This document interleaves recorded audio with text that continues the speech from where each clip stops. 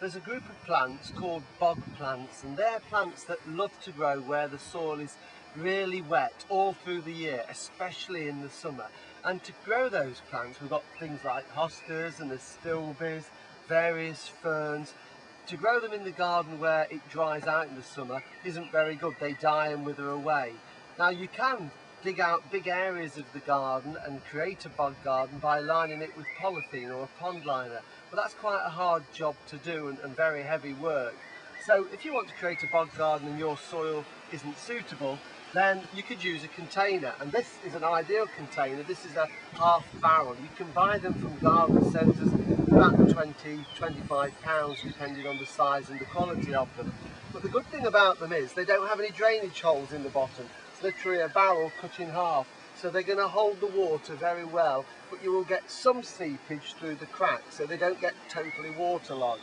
So what I've done, I've got my half barrel here. I've put a layer of polystyrene at the bottom just to keep the weight down and conserve on the amount of compost, and then I've mixed a multi-purpose compost, good quality rotted garden compost and John Innes compost in equal amounts, so a third of each, mix them together, and that will give me a good moisture retentive compost.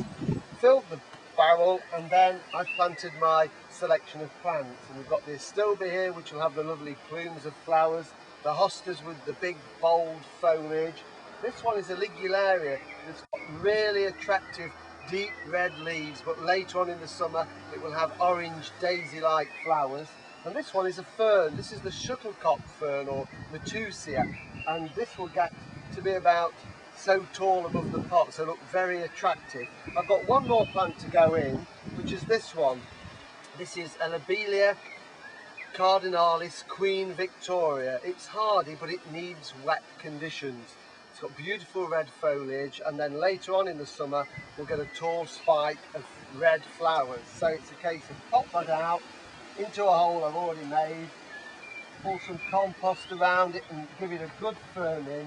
And then the most important thing with a bog garden is we give it a good soaking, and we need to keep this compost wet all year round, and then we'll get this lovely big pot full of lush foliage and flowers.